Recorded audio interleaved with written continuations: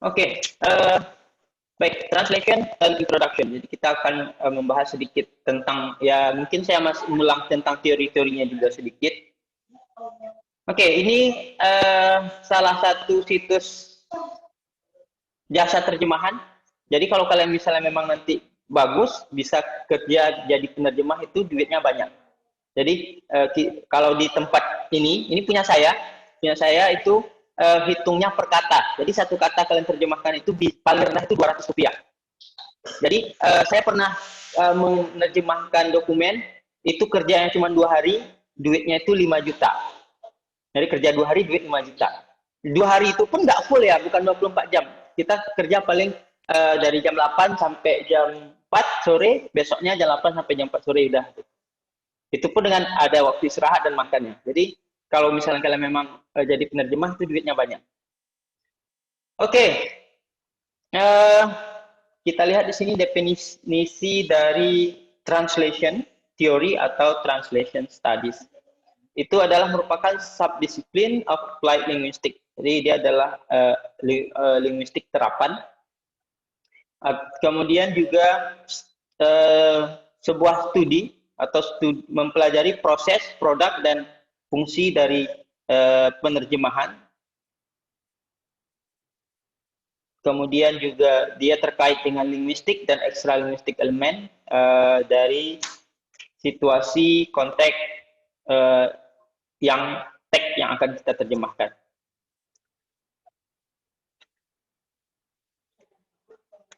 Oke, objek dari seorang translator itu adalah teks ya. Jadi kalau misalnya dia speaking, kalau speaking itu namanya interpreter. Kalau speaking itu namanya interpreter, yang dia terjemah, yang orang yang menerjemahkan langsung percakapan speaking itu namanya interpreter. Kalau dia teks itu namanya translator. Jadi teks apa yang kita terjemahkan? Semua teks, baik itu literatur, scientific research, artikel, abstrak, advertisement, editorial, apapun yang diminta oleh konsumen kita itu yang kita terjemahkan. Oke, kemudian dalam penerjemahan itu sendiri, itu si penerjemah itu biasanya harus depend on his own interpretation. Jadi ketika kita melakukan penerjemahan, maka yang kita lakukan adalah melakukan alih bahasa sesuai dengan persepsi kita, sesuai dengan interpretasi kita terhadap teks awalnya. Jadi teks awal dan teks target. Oke, kemudian translation sendiri itu dalam dunia akademis itu kita lihat dari 3 sisi. Yang pertama, translation as a profession. Yang tadi saya bilang bahwasannya penerjemah itu sekarang sudah menjadi profesi. Bahkan ada himpunan profesi ya, ada himpunan profesi namanya Himpunan Penerjemah Indonesia, HPI disingkat. Itu ada, nanti kalian boleh search Himpunan Penerjemah Indonesia. Jadi penerjemah itu sudah menjadi sebuah profesi.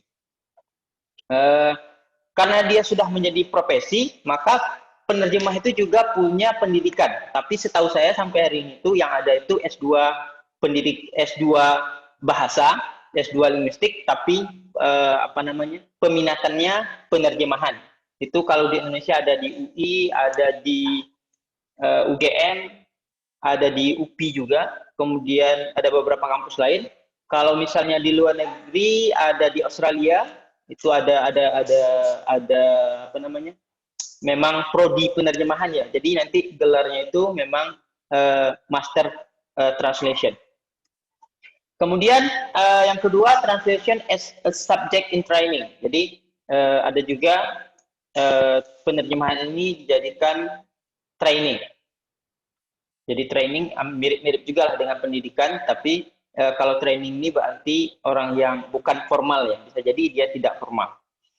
Kemudian yang ketiga, translation as an object of research. Nah, jadi kalau misalnya nanti kalian tertarik untuk melakukan riset di bidang translation, itu juga bisa.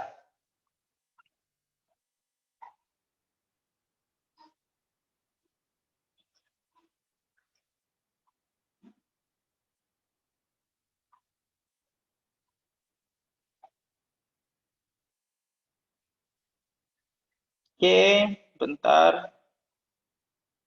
Baik, kita lanjut. Oke, dalam menerjemahkan sebuah teks itu ada linguistik komponennya yang terkait. Yang pertama itu ada the source language. The source language itu bahasa pertama ya. Misalnya kita mau menerjemahkan bahasa Indonesia ke bahasa Inggris. Berarti bahasa Indonesia itu kita sebut dengan the source language. Kemudian bahasa Inggrisnya itu namanya target language. Oke, kemudian ada the source language tag, berarti tagnya. Kemudian di target language tag, itu berarti teksnya yang dimaksud. Kemudian eh, tipe dari sebentar, sebentar ya.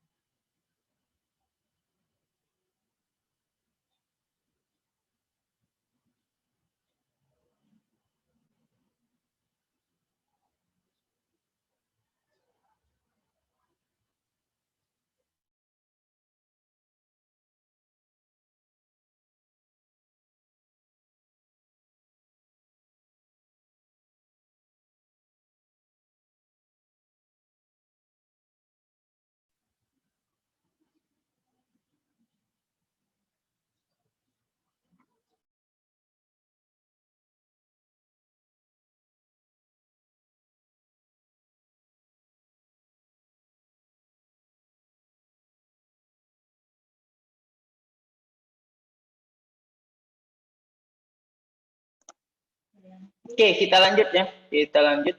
Sorry, tadi ada yang nelpon, agak penting sedikit. Oke, kita lanjut. Jenis-jenis penerjemahan itu atau translation itu ada written translation. Itu berarti udah pasti teks ya. Written text, kemudian ada oral translation. Oral translation of written text, jadi ada teks kemudian kita terjemahkan secara oral. Bisa saja teks ada kita terjemahkan menjadi teks kemudian kita sampaikan secara oral, itu juga bisa. Kemudian yang ketiga, oral translation of spoken text. Jadi ada hasil terjemahannya oral dari spoken text, dari teks yang diucapkan. Berarti ada teks kemudian diucapkan oleh orang lain, kemudian kita translate ke teks boleh, atau langsung kita translate ke oral juga boleh. Ini juga termasuk dia masuk ke interpretation tadi, interpretation. Jadi nanti namanya interpreter. Jadi kalau terkait dengan oral hasilnya oral, itu berarti dia interpretation masuknya.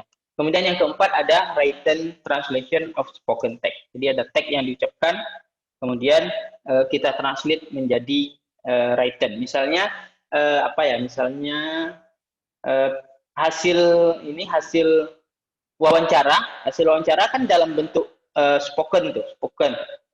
Kemudian kita transkrip ke dalam teks, kemudian teksnya itu kita terjemahkan. Misalnya wawancaranya dalam bahasa Indonesia, kita tulis dulu menjadi teks bahasa Indonesianya, kemudian bahasa Indonesianya kita terjemahkan ke dalam bahasa Inggris. Itu ada 4 jenis dari translation. Oke, kita masuk ke how to start to be a translator. Jadi sebenarnya ada dua jalur kalau misalnya kalian mau jadi penerjemah itu. jalur formalnya, ya kalian harus mengambil pendidikan S2, fokusnya ke penerjemahan. Itu nanti kalian pasti bisa jadi penerjemah.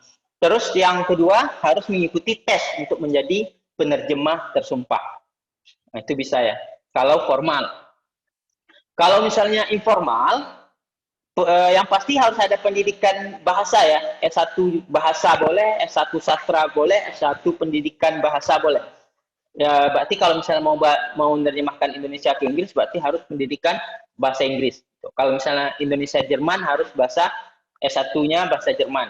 Itu bisa informal. Kemudian gimana caranya? Mulai dengan memberikan jasa kepada teman terdekat. Nah, jadi kalian kan punya teman di fakultas lain yang tidak bisa bahasa Inggris. Nah, itu kalian silakan berikan dulu apa namanya jasa, kalian terjemahkan abstraknya, kalian terjemahkan mungkin apa kuliahnya, mungkin awal-awalnya bisa gratis ya, kalian kasih dulu gratis, tapi kalau udah banyak nanti, udah sering-sering kan bisa mulai kalian promosikan uh, jasa kalian.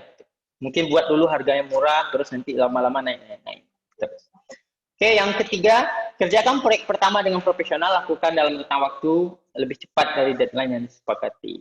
Oke, jadi kerjakan dengan profesional, nanti orang akan mengenal kalian, oh si Irza bisa translate tuh, nanti dia akan cerita ke orang lain, lama-lama tanpa kalian sadari, kalian menjadi seorang penerjemah, walaupun masih informal ya. Walaupun misalnya kalian belum bisa mentranslate dokumen-dokumen yang resmi, tapi untuk dokumen-dokumen yang tidak resmi kalian bisa menerjemahkan. Oke, next. Nah, ini syarat kalau misalnya kalian nanti ada niat setelah S1 mau jadi penerjemah tersumpah, syaratnya bertakwa kepada Tuhan Yang Maha Esa, berkewarganegaraan Indonesia, setia kepada Pancasila dan Undang-Undang Dasar, berdomisili di wilayah NKRI, sehat jasmani dan rohani, lulus ujian kualifikasi penerjemah yang diselenggarakan oleh lembaga sertifikasi profesi yang dibentuk oleh organisasi profesi atau perguruan tinggi. Jadi kalau mau jadi penerjemah tersumpah itu ada tesnya. Jadi kalian ikutin tesnya, baru nanti dinyatakan kalian itu lulus jadi penerjemah tersumpah. Kemudian 7, tidak pernah dijatuhi pidana penjara. Kemudian yang ke-8, tidak berstatus sebagai pegawai negeri, pejabat negara, advokat, atau tidak sedang memangku jabatan lain yang oleh undang-undang dilarang untuk dirangkap. Oke, itu syaratnya. Oke, kemudian what skill should be mastered? Apa skill yang harus kalian kuasai? Oke, ini kurang ED ya.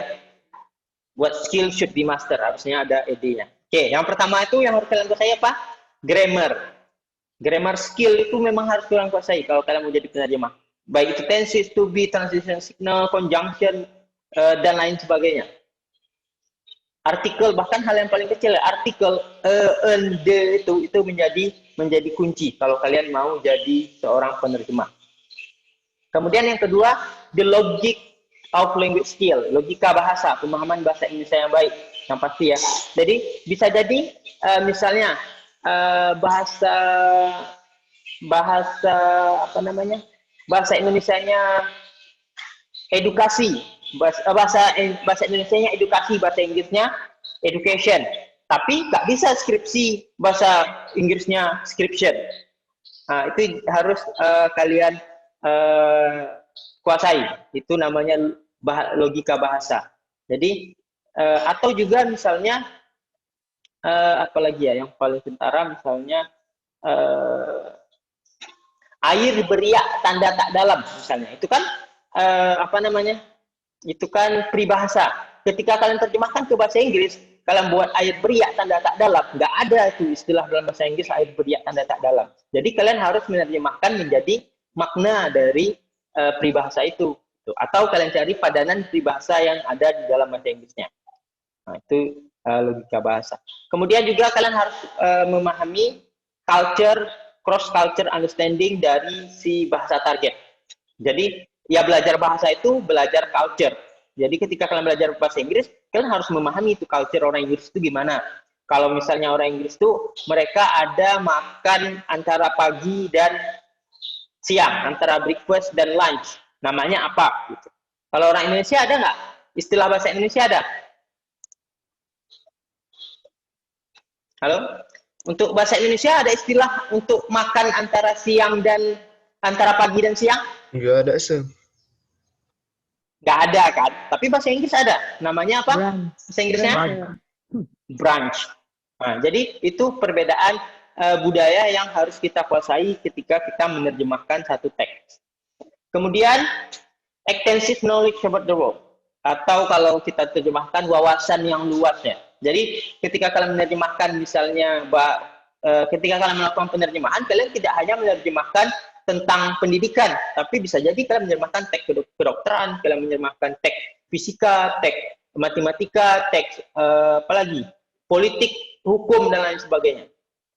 Disitulah sebenarnya seorang penerjemah itu dia wawasannya itu semakin luas karena tiap hari dia membaca ilmu baru yang bukan bidang dia. Bidangnya bahasa tapi dia menerjemahkan teks tentang hukum, jadi dia paham sedikit hukum, paham ini. Gitu. Istilah-istilah keilmuan ini itu harus kita kuasai. Kalaupun misalnya kita nggak kuasai, seorang penerjemah itu harus mencari ke Google. Ya tinggal tanya aja, tinggal lihat gitu. Pasti sudah ada istilah-istilah bidang ilmu. Oke. Siapa target jasa translation? Bisa jadi mahasiswa S1, mahasiswa S2.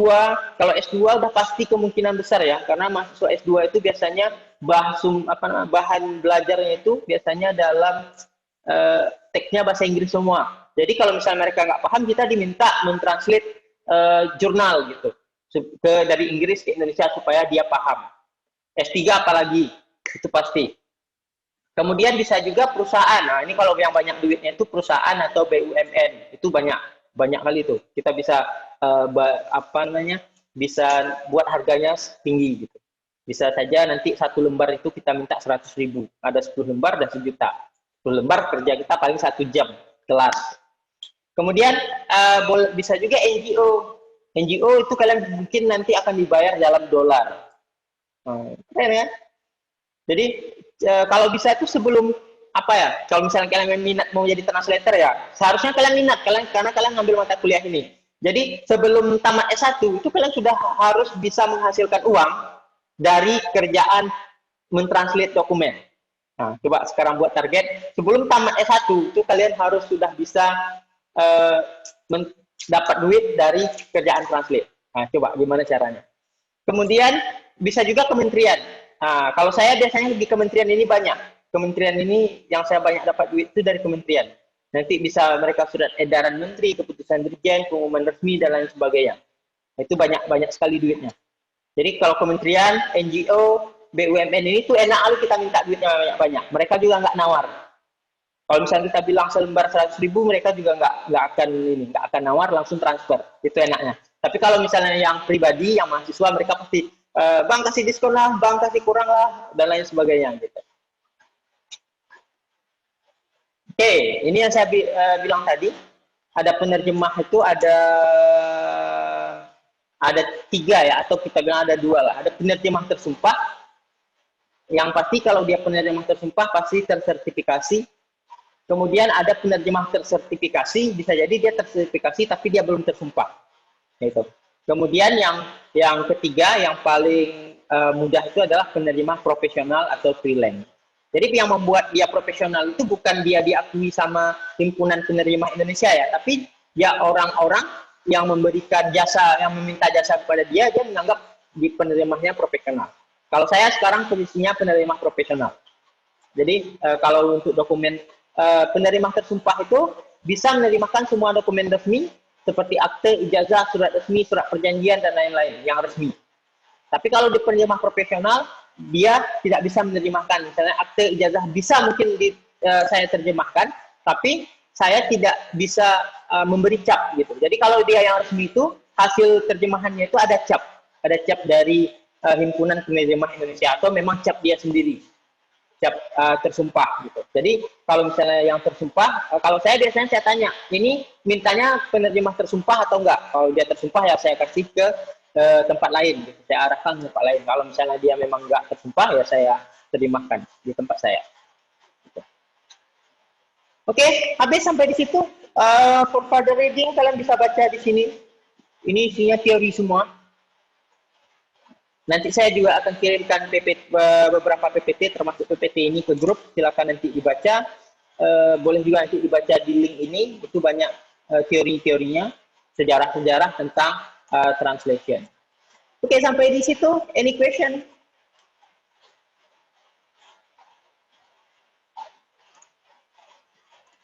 Ada pertanyaan?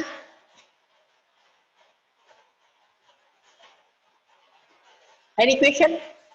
Atau kira-kira, Sir, kayaknya kalau seperti itu sistem kuliahnya nanti saya dapatnya C kayaknya, Sir. Saya pindah apa aja lah, saya pindah mata kuliah-kuliahan aja lah. Saya ambil yang lain aja. Ada?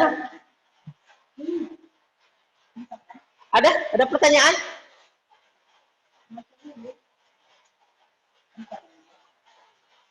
Oke, kalau nggak ada pertanyaan, kita akan melanjutkan ke kuliah dosen tamu kita. Ini Ibu Ivo Novita Silalangi sudah masuk.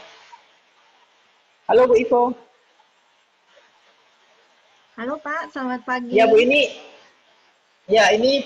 peserta kita ada 17, berarti kurang 2, ada 15 ya. Sebenarnya di kelasnya ada 30 ya, saya nggak tahu nih mereka pada kemana. Ada sekitar 33 orang. Mungkin ada yang masih bertabrakan mata kuliahnya. Tapi nggak apa-apa, ini yang 15 ini memang berminat sekali untuk menjadi translator gitu. Oke ya, untuk selanjutnya saya persilakan Bu Ivo. Silakan. Oke, terima kasih Pak Surya. Good morning all. Selamat pagi teman-teman semua.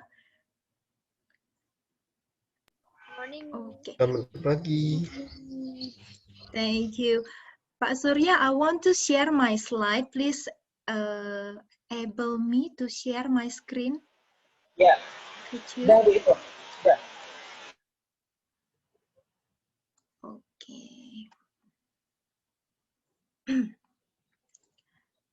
Oke, teman-teman. Senang sekali ya ada termasuk banyak peminatnya, satu kelas ada 15-17 yang mau jadi translator di pendidikan bahasa Inggris UNSAM.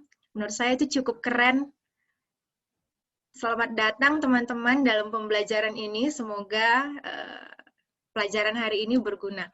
Nah, untuk profesi teman-teman nantinya. Nah, yang saya bagikan hari ini kurang lebih sama sebenarnya dengan yang di-sharingkan oleh Mr. Surya. Tapi kalau saya lebih ke arah pengalaman saya sebagai professional translator selama kurang lebih 5 tahun. Sebelumnya perkenalkan dulu, nama saya Ivo Silalahi. Saat ini saya mengajar di salah satu universitas di Depok ya, di Cinere. Tapi selain mengajar, ya tugas saya sebagai translator. Nah, dulu tahun 2010 saya lulus dari sastra Inggris di Medan. Kemudian lanjut ambil mata kuliah Master Linguistik tahun 2015. Pada saat saya mengambil jurusan sastra, itu memang seperti teman-teman seperti ini, saya belajar translator. Tapi saat itu saya lumayan takut ya, karena mendengarkan dosen yang pada saat itu menawarkan, kalian kalau mau jadi translator, itu harganya mahal loh, gaji kalian banyak loh, satu lembar, bayangin, satu lembar saat itu saya ditawarkan 50.000 tahun 2010, itu rasanya, wah mana mungkin, seperti itu kan. Kemudian, jadi itu membuat saya takut. Persepsinya, translation is difficult to do, it is not mine. Gitu kan. Tapi ketika mulai mempelajari dan menjajali, sedikit demi sedikit, dan what my lecturer said at that time is true. Ternyata benar yang dibilang dosen saya pada saat itu. Ternyata memang kalau untuk jasa translasi itu sangat dihargai tinggi oleh customer kita, gitu, oleh klien kita. Saya sendiri mulai sebagai professional translator itu dari S2, dari tahun 2015. Jadi, seperti yang disampaikan tadi, kenapa disebut profesional? Karena sudah mulai dibayar. Perjalanan saya menuju ke sana, ke istilah professional translator itu juga dibilang tidak mudah, karena berawal seperti teman-teman nih, mendengarkan kuliah dulu, melakukan tugas-tugas dulu, lalu secara bertahap mengambil job-job yang ringan. Pada saat itu kebetulan karena tesis kami, skripsi kami ditulis dalam bahasa Inggris, nah banyak teman-teman saya yang butuh untuk menerjemahkan. Nah, saya mulai dari situ tuh. Lalu pada saat S2 itu kita banyak membaca jurnal dan paper. Karena khusus untuk anak S2 itu biasanya lebih mengarah ke baca paper daripada baca buku. Nah, karena ekstensivitas baca paper yang banyak itu, jadi terbiasa dengan format paper bagaimana, format jurnal bagaimana, bahasanya jurnal bagaimana. Nah, secara sedikit demi sedikit membangun kepercayaan diri untuk menerjemahkan paper. Nah, hingga saat ini saya sendiri banyak menerjemahkan paper jadinya. Fokus untuk jurnal atau paper untuk konferensi.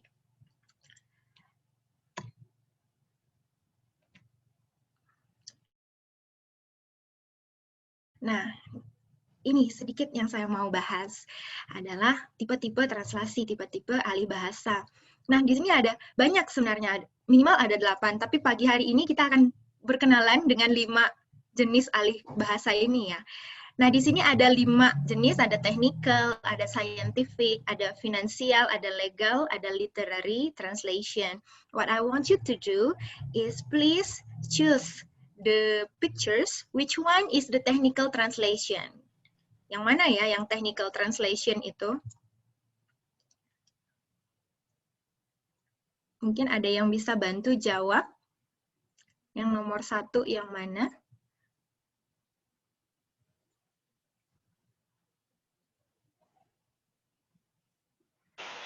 Ayo dijawab dengan tebak gambar loh.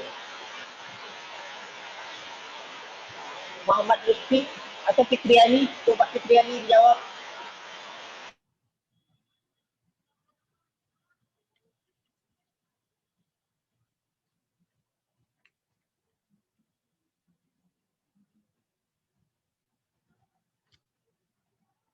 Atau Rido Anissa. Oke.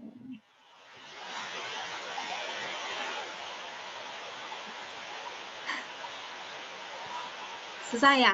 Kalau misalnya literary translation itu yang mana kira-kira? Kalau Harry Potter ini yang mana ya? Jadi kalau maybe dan bawah mungkin so. Yang di bawah literary mungkin. Nah, jadi gini saya jelasin sedikit. Technical translation itu adalah prosedur.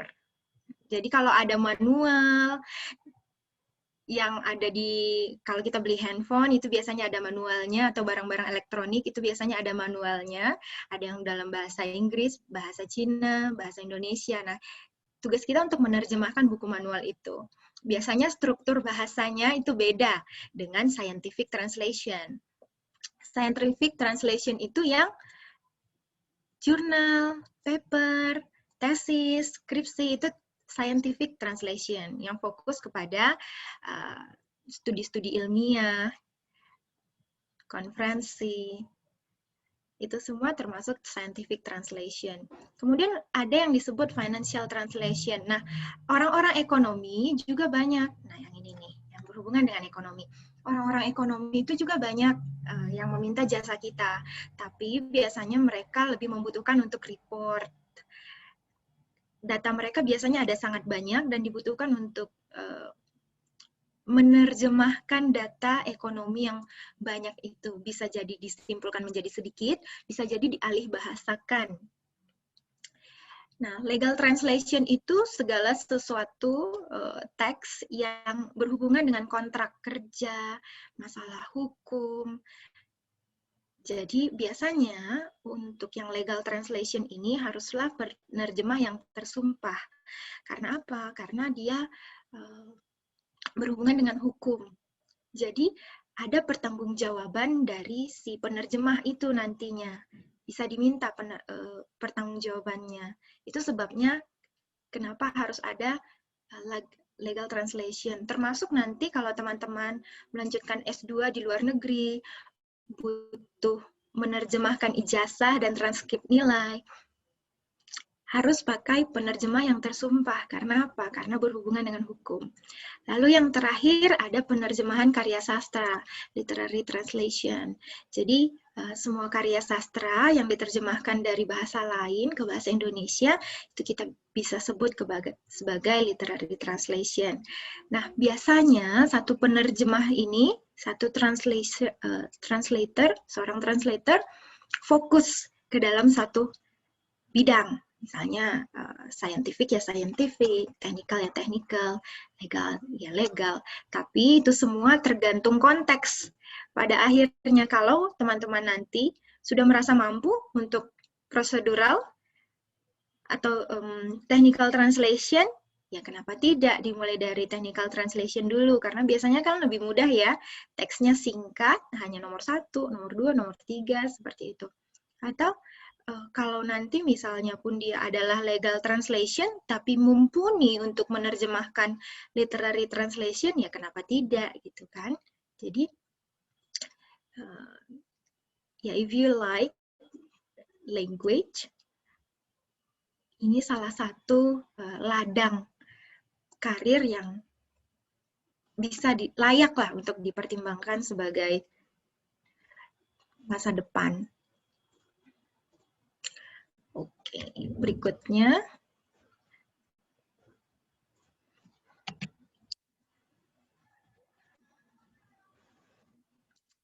Nah, you should become one translator if you like time flexibility. Keuntungan kita jadi penerjemah itu, seorang ahli bahasa itu apa? Yaitu kita bisa bebas bekerja di mana saja, kapan saja, asalkan kita pintar mengatur tenggat waktunya. Yang kedua, if you prefer varied of works and world, seperti yang dijelaskan tadi, kalau teman-teman suka ranah yang berbeda, ilmu pengetahuan yang berbeda, silahkan mempertimbangkan sebagai seorang ahli bahasa. And we have to be an independent worker, karena kita biasanya sendiri kerjanya. Atau ya kita nggak punya atasan tertentu, yang kita punya sebagai atasan adalah rekan kita, klien kita, atau ya rekan kita dalam satu tim. Kenapa disebut rekan kita dalam satu tim? Karena tidak jarang we need other people to see or to reprove our work, gitu. Karena nggak jarang kita butuh orang lain untuk melihat kesalahan. Jadi bukan hanya alat, kadang human touch-nya juga perlu. Lalu yang terakhir, tapi kenapa yang disebut yang terakhir, you desire to be highly paid? Karena kadang kita dibayar tinggi, kadang ada yang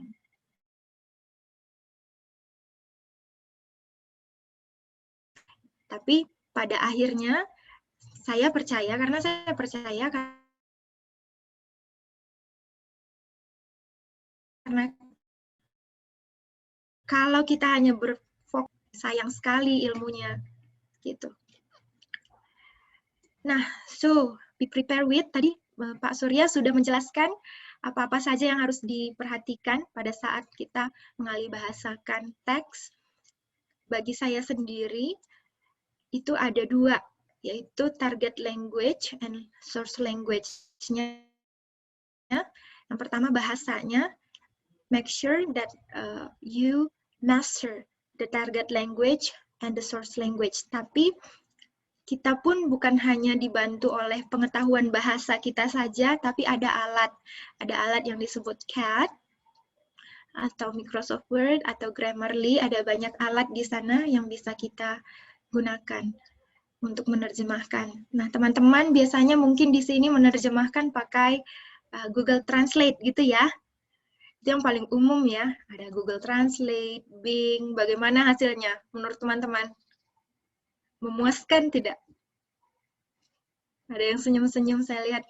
Ya kurang memuaskan. Karena apa? Karena itu mesin. Jadi Miss, suatu saat nanti ada artificial intelligence yang bisa menerjemahkan bahasa. Bahkan kalau kita ngomong langsung diterjemahkan ada Miss.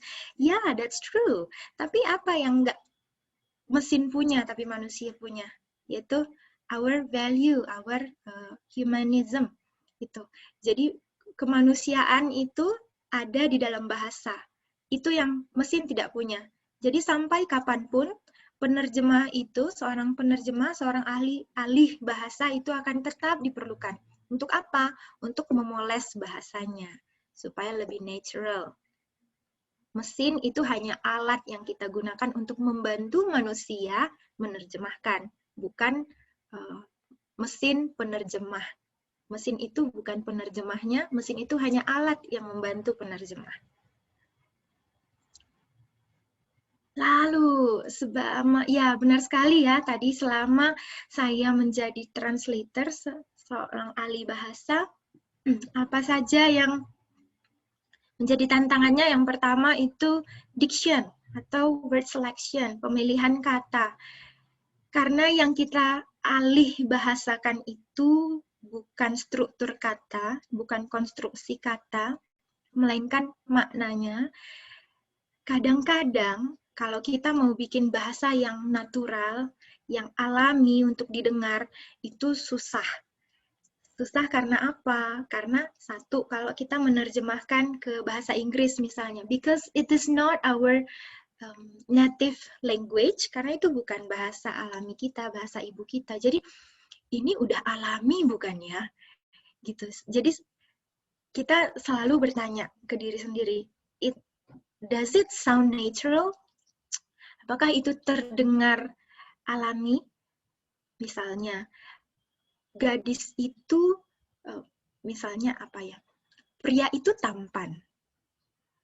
Gadis itu cantik. Nah, itu ada kolokasi kan teman-teman. Biasanya kalau gadis ya cantik. Kalau pria ya tampan atau ganteng. Gitu. Bayinya cantik biasanya. Bukan bayinya bagus. Atau dia orangnya baik ya, gitu kan. Kita bilang dia seorang yang baik, bukan dia seorang yang bagus. Nah, baik sama bagus padahal sama nih maknanya. Tapi lebih alami mana kita dengar? Baik atau bagus. Nah, itu yang disebut kolokasi. Itu salah satu tantangan dalam menerjemahkan. Yang kedua itu culture. Misalnya, we do not know not delicious body atau nggak enak badan. Kita tahunya nggak enak badan, ya kan? Tapi kalau kita terjemahkan nggak enak badan, nggak ada di sana. Di dalam bahasa Inggris itu nggak ada nggak enak badan. Because it is not their culture. They can say, I'm not feeling well, misalnya. Or I feel sick, gitu kan. Atau gapailah cita-citamu setinggi langit. It does not reach your aspiration is sky high. No, that's not like that. Jadi apa yang membuat ini salah? Ya, because it is not sound natural.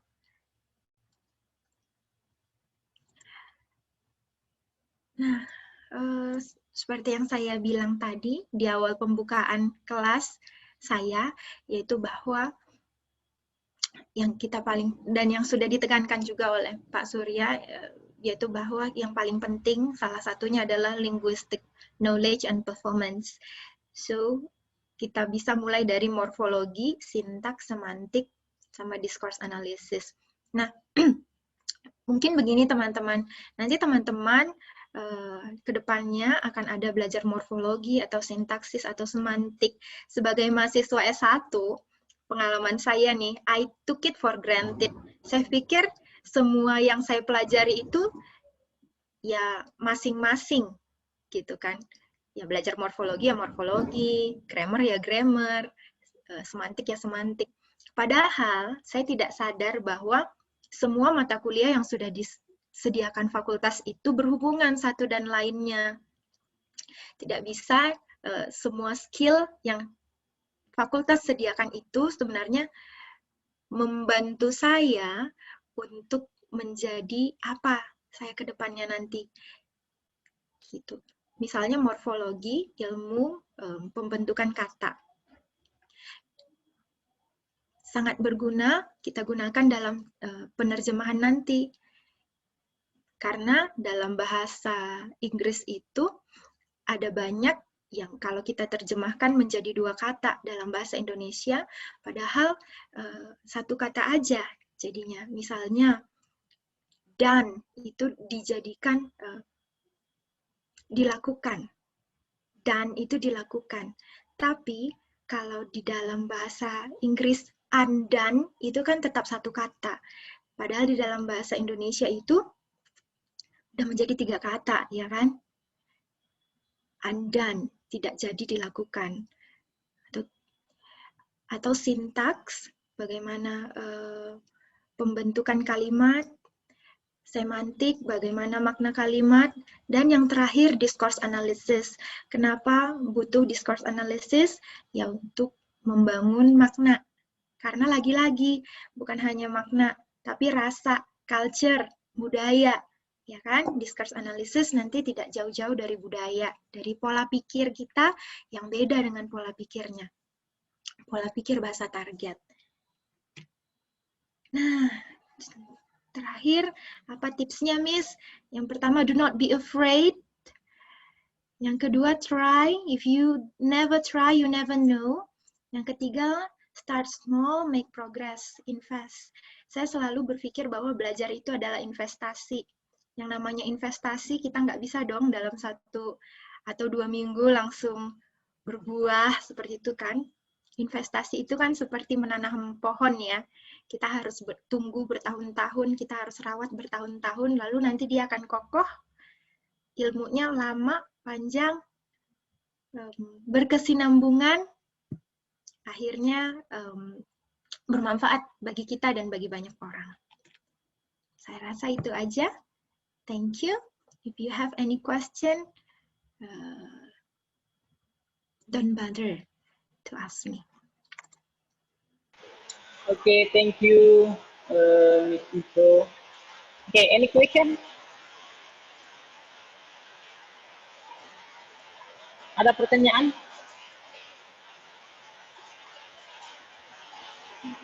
Siti Ayu, ada pertanyaan?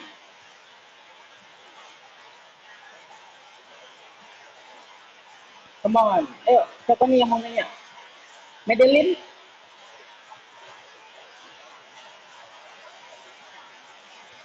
Madeline Losa Panjaitan, ini sama-sama orang Medan nih. Ayo, mungkin ada yang ditanyakan. Ya, saya dari Medan, Pak.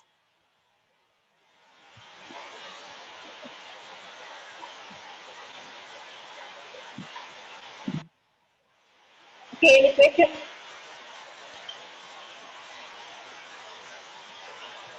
Nah, orang muda semangat semua nih. Kalau nggak ada yang nanya, saya mau tambahin ini aja, Pak. Karena dulu gini nih, pengalaman saya ya. Jadi asisten dosen dulu di tempat saya mengajar pada saat saya S1.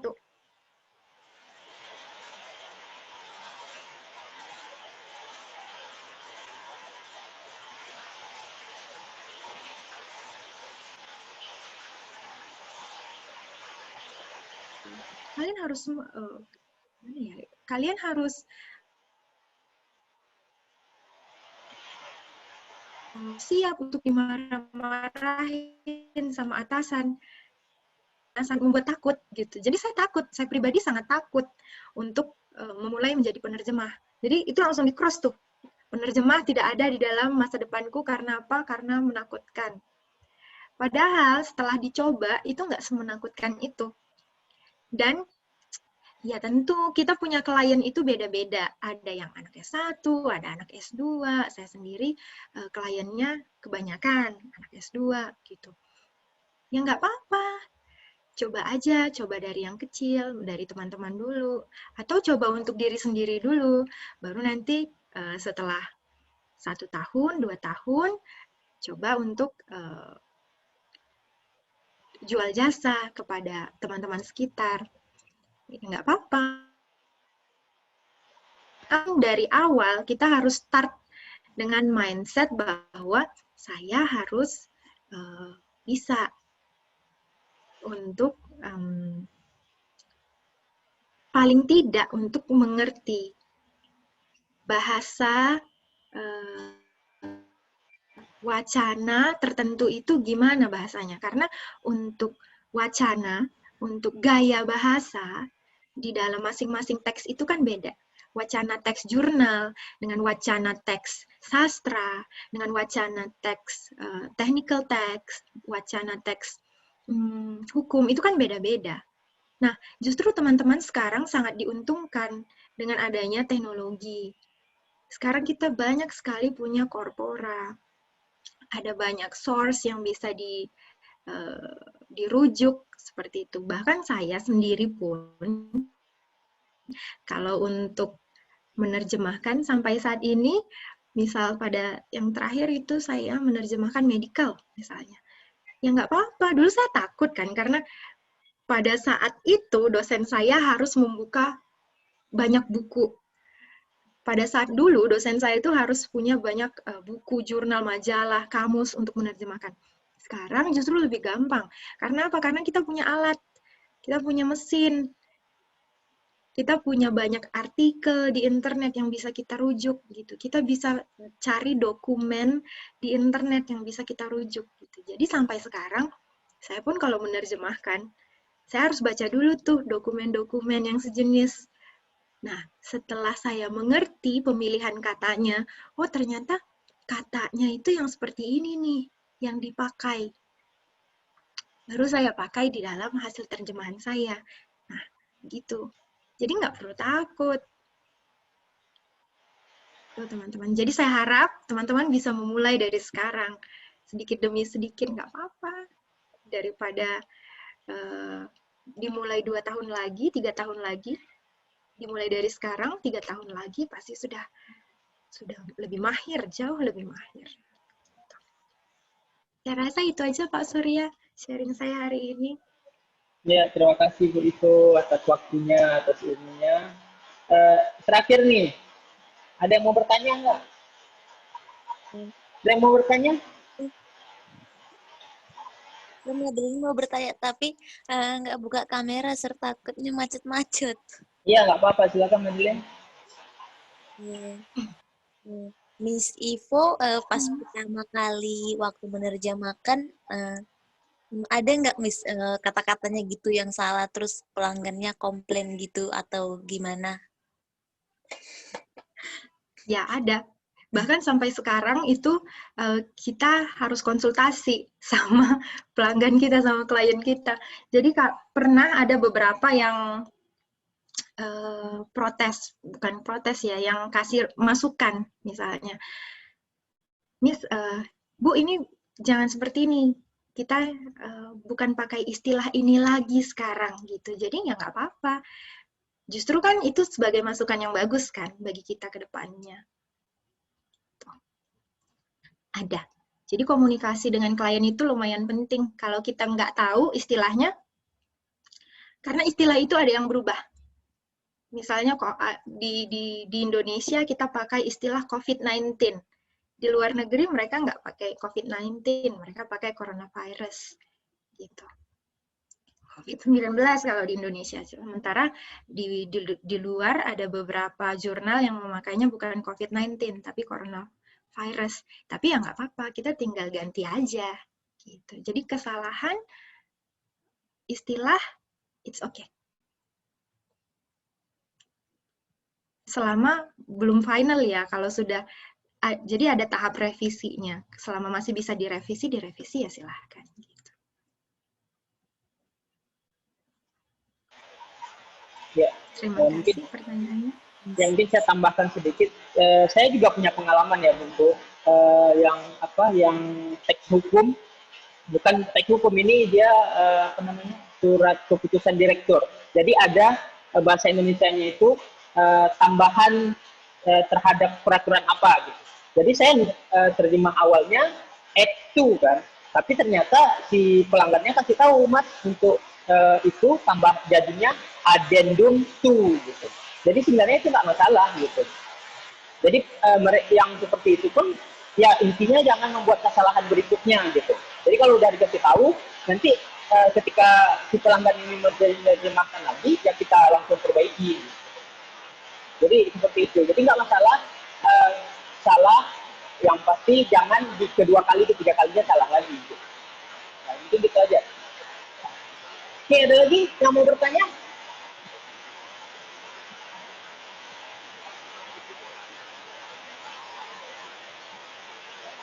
Ada?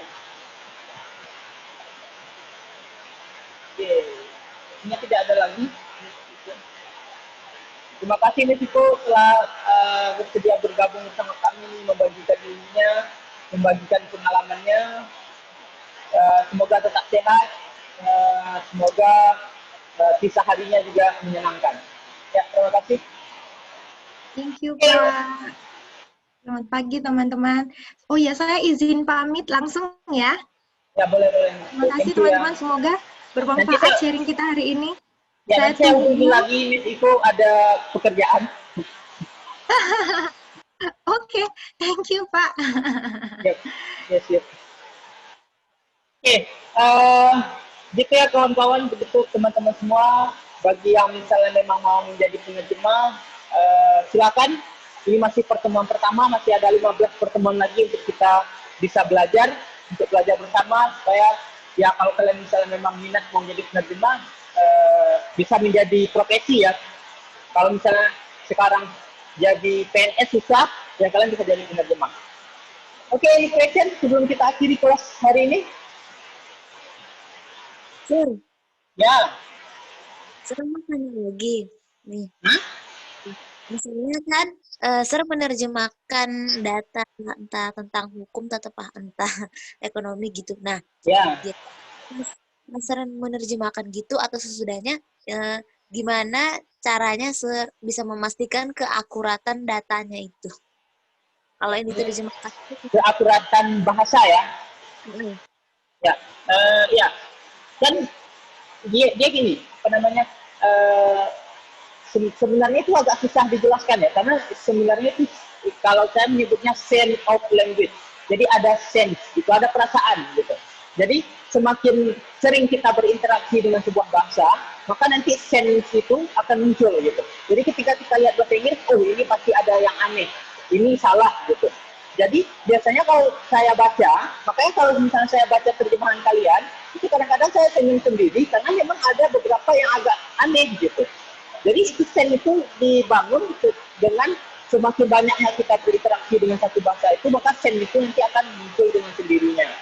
Jadi untuk melihat keakuratannya, ya saya biasanya baca ulang. Kemudian jika memang ada yang kurang pas dan saya nggak paham, itu biasanya saya misalnya bahasa Inggrisnya coba saya share screen.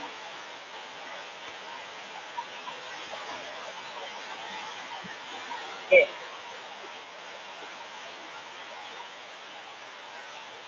Ini misalnya apa tadi?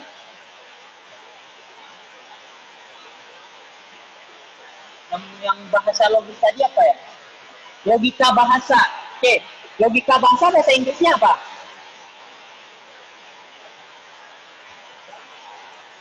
Apa?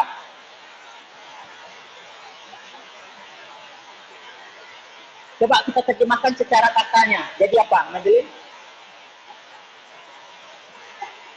logical language, Sir? Hah? Logical language? Logical, oke, logical language. Ini jadinya bukan logika bahasa, ini jadinya apa namanya? Bahasa yang logis. Tapi sebenarnya kita bukan mau menyampaikan bahasa yang logis. tapi kita mau menyatakan bahasa itu punya logika gitu. Jadi logika itu digunakan dalam berbahasa, itu yang ingin kita sampaikan, bukan bahasa yang logis. Kan bingung kita kan? Terus kita oke lah, kita bingung. Terus ya kita rujuk ke Google Translate misalnya. Maka Google Translate akan memberikan kita saran language logic. Nah, kita copy nih language logic ini, karena kita kan ragu kan, kita copy language logic ini ke Google.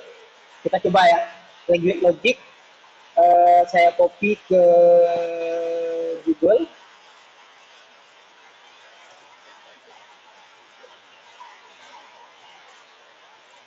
Ini saya copy ke Google.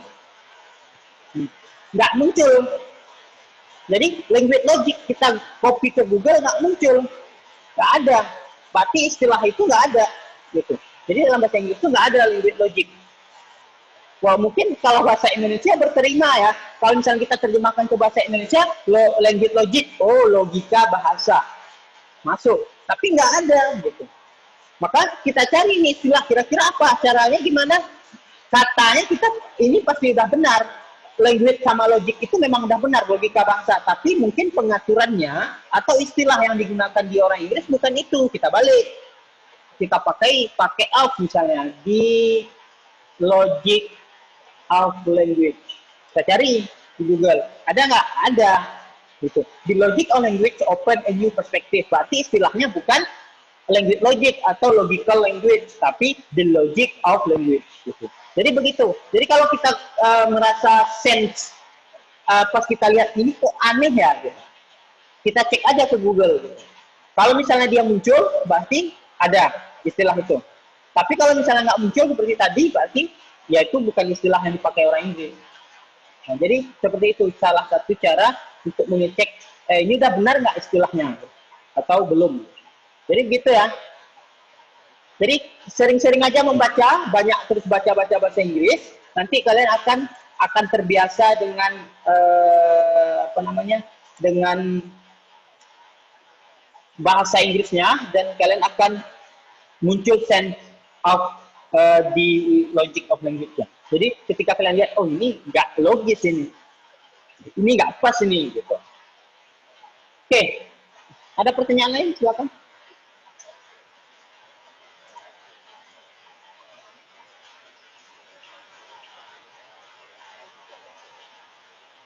Itu termasuk penilaiannya. Jadi kalau misalnya nanti kalian UTS atau UAS, itu logika bahasa atau yang seperti kasus seperti tadi itu akan menjadi penilaian. Kalau misalnya di writing, saya tidak mempermasalahkan itu. Kalau di writing selama grammar kalian betul, ide yang kalian sampaikan itu sudah sesuai, maka ya saya anggap itu benar. Tapi kalau misalnya di translation, kalian harus hati-hati dengan itu. Jadi ini kalau Indonesianya udah benar, tapi ternyata Inggrisnya nggak ada seperti itu. Itu akan jadi penilaian. Nanti kita akan belajar per tahapnya. Jadi kita akan lihat kata diterjemahkan gimana, frasa diterjemahkan gimana, klausa diterjemahkan gimana. Kita akan belajar, masih ada 15 pertemuan lagi. Oke, any question? Any question? Ada? Tanya, tapi Ya. berhubungan sih, tapi itu saja.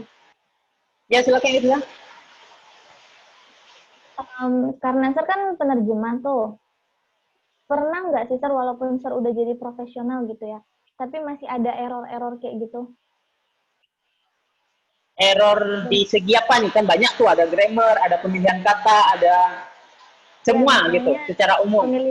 Pemilihan katanya gitu misalnya. Ya, pasti Itu ada. Ditarik lagi atau gimana, Sir? Ya tergantung kliennya. Ada juga kan biasanya orang misalnya dia terjemah jurnal, deadline-nya udah satu hari lagi. Itu biasanya nggak komplain. Tapi dia kirim ke kita terjemahin, kita kirim balik, dia akan masukin ke jurnalnya. Nanti komplainnya dari jurnal itu, bukan dikomplain sih, diberikan catatan gitu, disuruh perbaiki bahasanya. Nanti dari dia kembalikan lagi ke kita perbaiki lagi. Kadang-kadang kan kita ada kurang S lah, kurang yang harusnya tidak disingkat, tetapi kita singkat. Pokoknya ya masih tetap ada kesalahan gitu. Tapi ya itu tadi tergantung, ada yang konsumen yang komplain, bukan komplain sih, mengembalikan untuk diperbaiki. Ada juga yang bahkan sekali kita translate langsung diterima sama jurnalnya. Biasanya ya itu jurnal-jurnal yang belum terakreditasi. Itu biasanya jurnal-jurnal biasa, ya itu nggak masalah, dia kita translate langsung diterima. Karena memang mereka lagi butuh gitu. Tapi untuk jurnal-jurnal yang udah fokus, yang udah Q1, Q2 itu mungkin butuh 3 kali, 4 kali, sampai 5 kali kita perbaiki, baru nanti diterima. Jadi masih tetap ya, walaupun misalnya saya udah lama melakukan penerjemahan, tapi tetap masih ada kesalahan-kesalahan.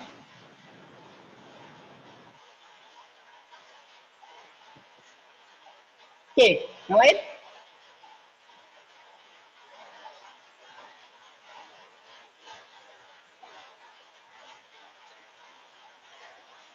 Oke, kalau tidak ada, kita cukupkan sampai di sini.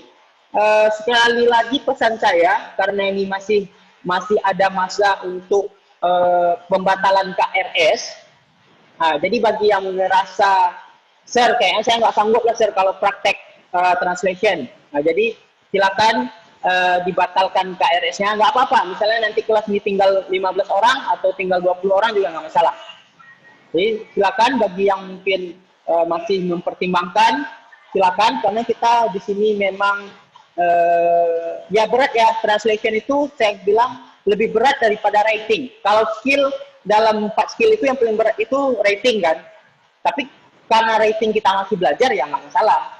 Translation kita juga masih belajar, tapi translation itu sebenarnya levelnya dia di atas writing. Kalian harus menguasai grammar itu udah di luar kepala, harusnya ya, grammarnya nggak salah lagi. Terus apalagi saya udah kasih peringatan ya, saya nggak mau kalian kerjakan tugas kalian itu pakai Google Translate.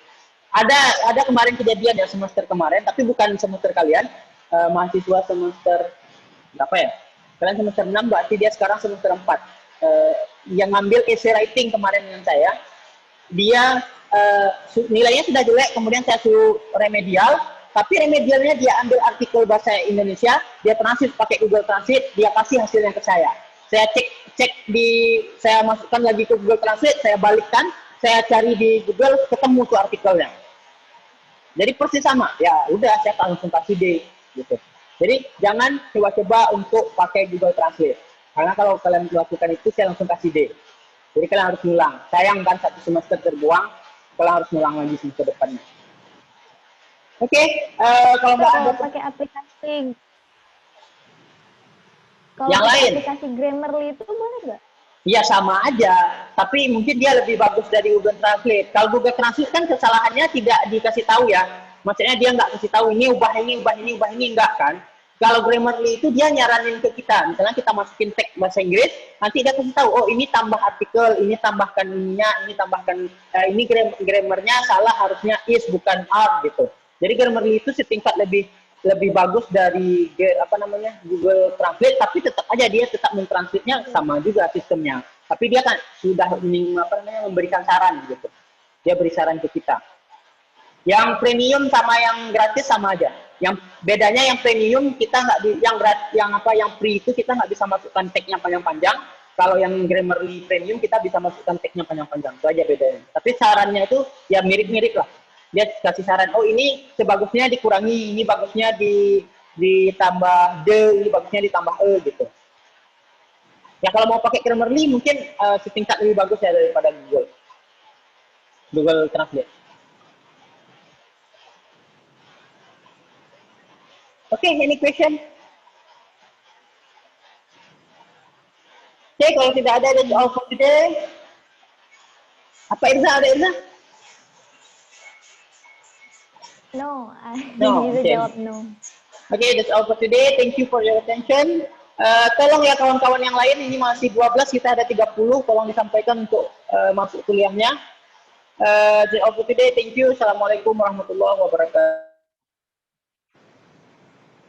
Waalaikumsalam warahmatullahi wabarakatuh. Warahmatullahi wabarakatuh. Okay, see you next week.